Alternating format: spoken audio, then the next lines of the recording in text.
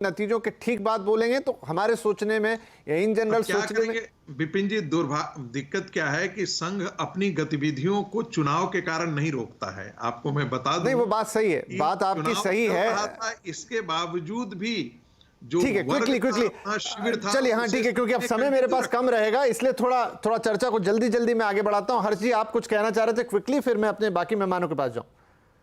नहीं विपिन जी, देखिए, इसमें अगर आप सरसंघ चालक के बयान को नहीं भी देखें तो भारतीय जनता पार्टी अपने मूल कार्यकर्ताओं का सम्मान रख पा रही है क्या, इसकी चिंता उसे करनी पड़ेगी।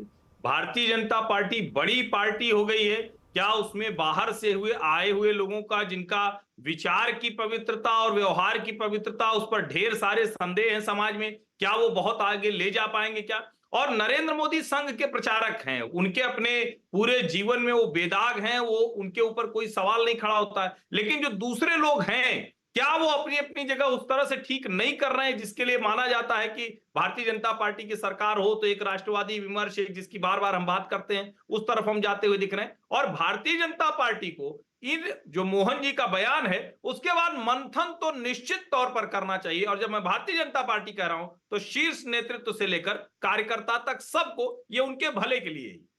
ऐसे में अभय जी, आप बोल भी रहे थे और एक सवाल के साथ आपके पास आ रहा हूं कि ये पूरे विमर्श में, क्योंकि हम भारतीय जनता पार्टी और संघ की बात कर रहे हैं, लेकिन कहीं जो प्रतिपक्ष है, जो भागवत साहब भी कह रहे हैं कि इनके लिए प्रतिपक्ष का शब्द आप यूज कीजिए, वो भी 230 से बड़ा 232 का नंबर लेकर आए हैं, तो उनकी भी एक भूमिका है और शायद वो उनकी तरफ भी इशारा कर रहे हैं कि भाई वो वहां पे भी कुछ कर्म हुआ है। देखिए, भारतीय लोकतंत्र के राजनीतिक इतिहास को अगर आप देखें तो इतना शक्तिशाली विपक्ष कभी भी नहीं रहा, न नेहरू के जमाने में, न इंदिरा के जमाने में। जितना शक्तिशाली विपक्ष 2024 के चुनाव में निकल कर आया है, संख्यात्मक दृष्टि से, विविधता की दृष्टि से, और चुनाव में जबरदस्त संघर्ष करके वो विपक्ष सामने आया है। इसलिए विपक्ष की चिंता तो अब सबको करनी ही पड़ेगी, चाहे मोहन भागवत करें, चाहे नरेंद्र मोदी करें, सबको किसी न किसी रूप में विपक्ष की चिंता करनी पड़ेगी। विपक्ष ये 2019 और 2014 ऐसा विपक्ष नहीं है, पहली बात। दूसरी बात, जब मैं कहता हूं कि संघ उस पिता की तरह था जिसका एजेंडा बेटा जरूर लागू कर रहा है, एजेंडा फल फूल रहा है, लेकिन उस पिता को लगातार महसूस हो रहा है कि लॉस ऑफ अथॉरिटी बहुत जबरदस्त है। तो उस लॉस ऑफ अथॉरिटी की भरपाई कैसे की जाए, लॉस ऑफ अथॉरिटी कैसे आता है, ये मैं आपको बताता हूं। जब मोदी जी की सरकार आई तो टीवी चैनलों के ऊपर ऐसे बहुत से लोग पेश होने लगे जिनके नीचे संघ विचारक लिखा जाता था। आजकल नहीं लिखा जाता, लेकिन लंबे अरसे तक, कई साल तक संघ विचारक के नाम से बहुत से लोग पेश हुए।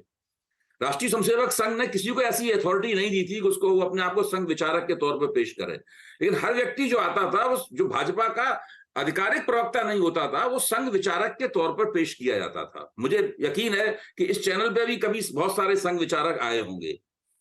वो संघ विचारक से जब बहस में भाग लेता था तो वो संघ का दृष्टिकोण पेश करने की बजाय, संघ का दार्शनिक या विचारधारात्मक दृष्टिकोण पेश करने की बजाय, वो भाजपा के एक अघोषित प्रवक्ता की तरह आचरण करता था। सारे के सारे लोग, उनमें से कोई भी ऐसा नहीं होता था जो कि संघ का दृष्टिकोण पेश करे। वो भारतीय जनता पार्टी की रोजाना की जो राजनीति है, उस राजनीति की तरफदारी करते हुए दिखाई पड़ता था। इसका एक हम आपको उदाहरण दें, पिछले दिनों जब से प्राण प्रतिष्ठा हुई है, नरेंद्र मोदी को भगवान का अवतार, विष्णु का अवतार बताने की होड़ लगी हुई है, देवताओं का देवता बनाने की होड़ लगी हुई है। यहां तक मोदी जी ने इस पर कभी कोई आपत्ति नहीं की। चंपत राय जी ने कहा है, साक्षी महाराज ने कहा है, और भी नड्डा जी ने कहा है, सब लोग ये कह रहे हैं। खुद मोदी जी कहने लगे बाद में कि वो तो बायोलॉजिकल है ही नहीं, उन्हें लगता है कि वो बायोलॉजिकली नहीं है। खुद ही उन्होंने घुमा फिरा के अपने आप को ईश्वर घोषित कर दिया। जो लोग अपने आप को संघ का प्रतिनिधि बना के, भाजपा के प्रवक्ता अगर नहीं बोल रहे इसमें तो ठीक है। क्या सनातन धर्म की शिक्षा यह है कि कोई एक व्यक्ति से 2 चुनाव जीते हैं, वो अपने आप को ईश्वर का अवतार घोषित कर दे या ईश्वर घोषित कर दे? ये भाजपा की शिक्षा, ये सनातन धर्म की शिक्षा है। सनातन धर्म की शिक्षाएं तो ये है जो पुराणों से निकल के हमारे सामने आती हैं, उपनिषदों से निकल के हमारे सामने आती हैं, कि अगर कोई राजा अपने आप को ईश्वर घोषित करता है तो उसको दंडित करने के लिए भगवान स्वयं अवतार लेते हैं। तो ये कैसे किसी भी संघ विचारक ने, किसी ने। ठीक है, रागी साहब कुछ कहना चाह रहे हैं? जी रागी साहब, क्विकली। ठीक है, देखिए